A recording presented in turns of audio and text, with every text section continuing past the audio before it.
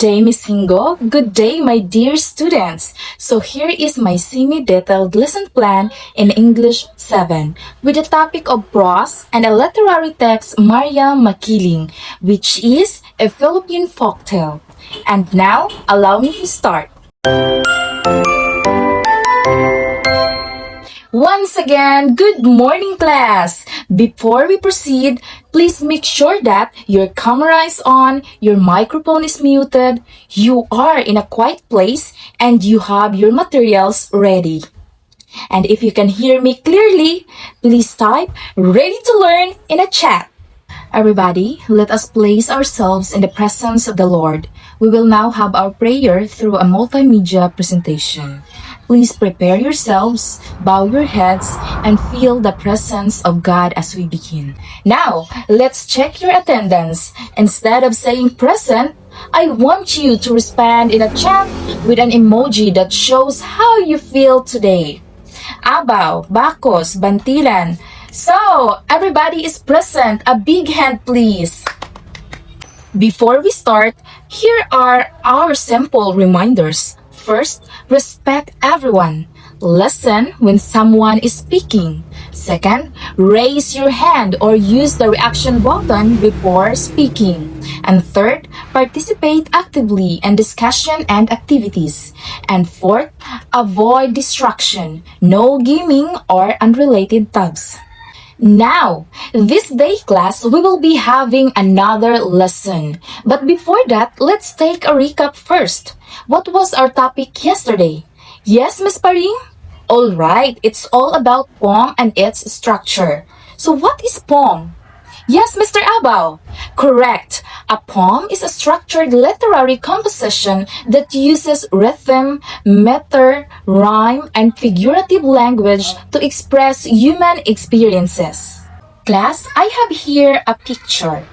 I want you to observe it carefully. So what do you see in this picture? Yes, a mountain, a clouds, of course. So what kind of place do you think it is? Peaceful, of course. Scary, calm, far away of the noise. And do you think someone or something lives in here? Why or why not? Anyone? Yes, Miss Hingpit. Wild animal, diwata, fairy. Why? Because it looks magical. Precisely. So as you've said lately, that there is someone or something lives in here. Now, I want you to guess who is this someone. I will describe a mysterious character. Listen carefully and guess who is this character. First, I live in a beautiful mountain. I protect animals, plants, and even people. I am kind and helpful, especially to the poor.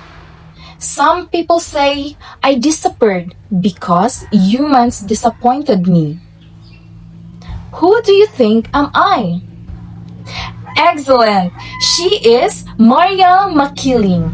So what kind of character do you think she is? Yes, Mr. Abaw. Kind and loving. So thank you, Mr. Abaw. Yes, Mr. Bakos. You're raising your hand. Yes, a protector. So if you meet her, what would you ask for her? Okay, what magic she used to help the animal? How she feel if she sees people cutting trees? Okay.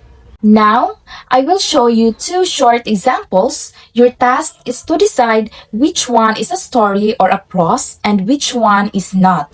Example A and example B. So, example A is not and example B is a type of story. Why is that so?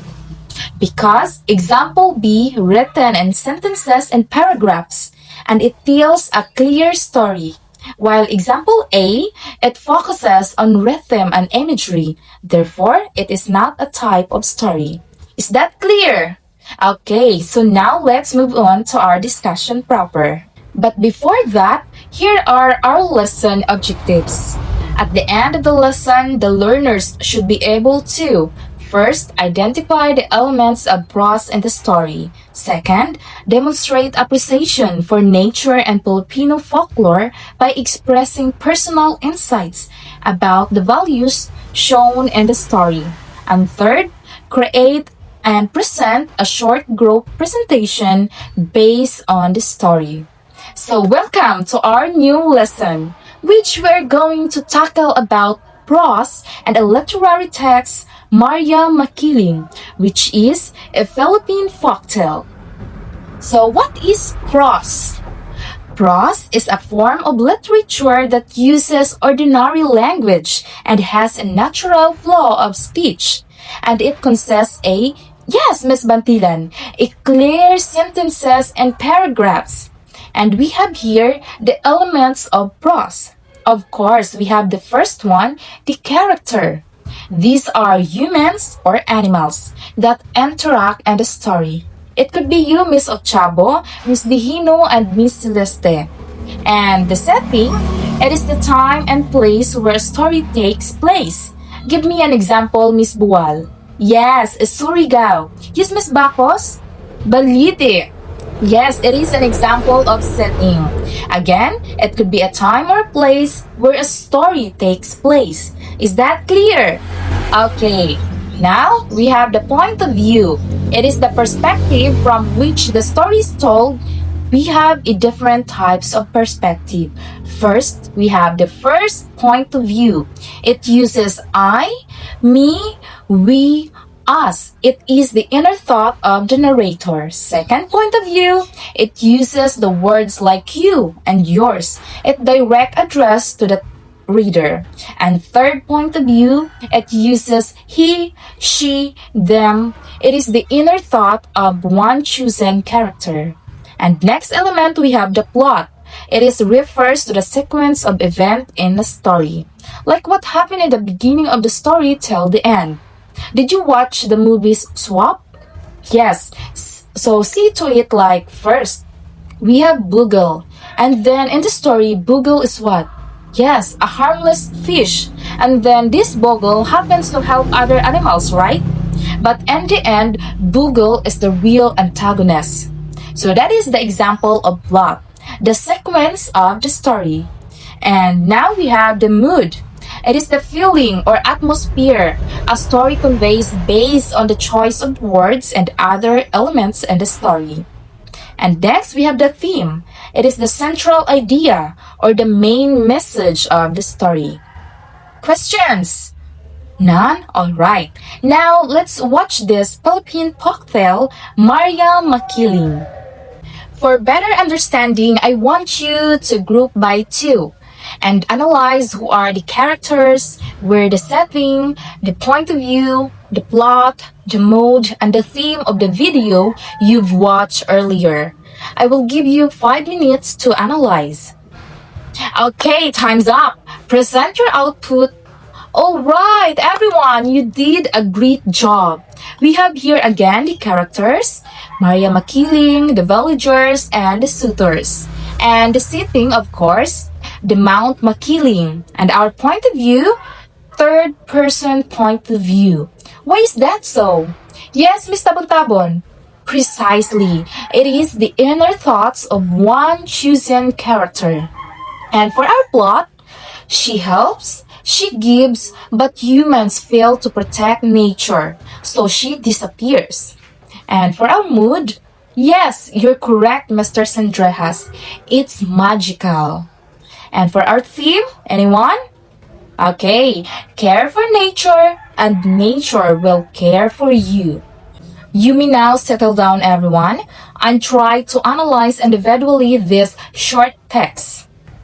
Now the question is, why is the new text considered prose? Yes, Miss Bantilan, you're raising your hand. Precisely because it is written in complete sentences and paragraph form. And now let's try to identify the character, the setting, and the theme of this text. Okay, the character, of course, we have the boy. The setting, near the river, of course. And our theme, we should take care for nature, correct, Miss Lau? Another idea? Yes, Miss Siges. Actions have consequences.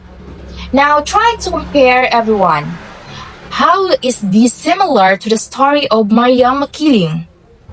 Okay, both stories teach the importance of caring for nature. Second, both shows that people suffer when they neglect the environment, of course. And the third one, both have a lesson about responsibility and respect for nature.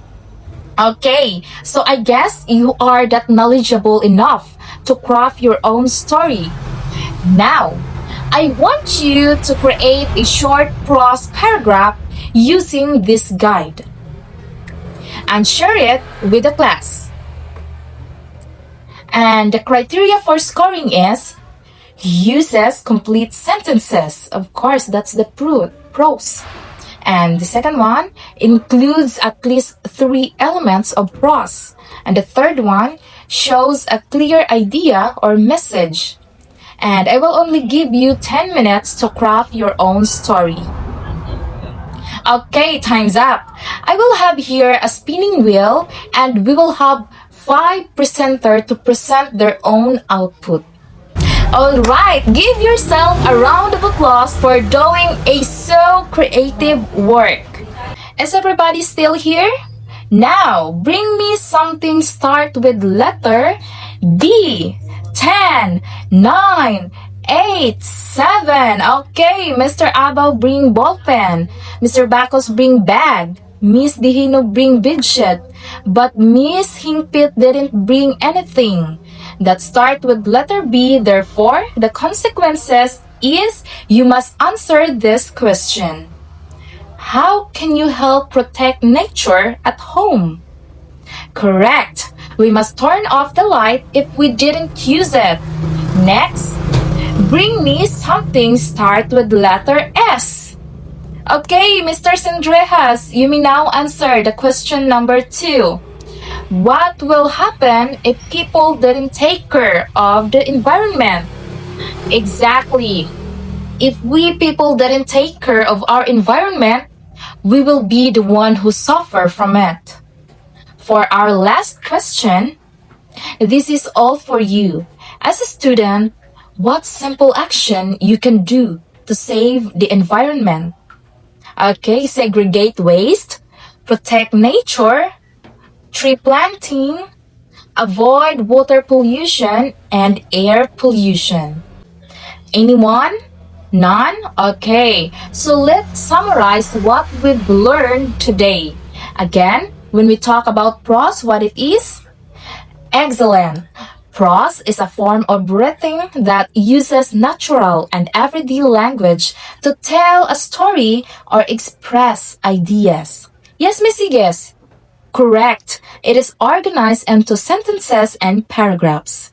And to complete prose story, we use important elements such as characters, setting, plot, point of view, mood, and theme. If we talk about character, what it is? Okay, these are the humans or animals that interact in the story. The setting, the time and place. The point of view, it is the perspective. And the plot, of course, the sequence of the story. And the mood, the feeling or the atmosphere of the story. And the theme, the central idea of the story. Through stories like Maria Makiling, we learned not only how prose is structured, but also how literature reflects values such as caring for nature and respecting our environment. Are we clear? Any clarification? None? So if none, answer this following question. I will create a link and submit it there.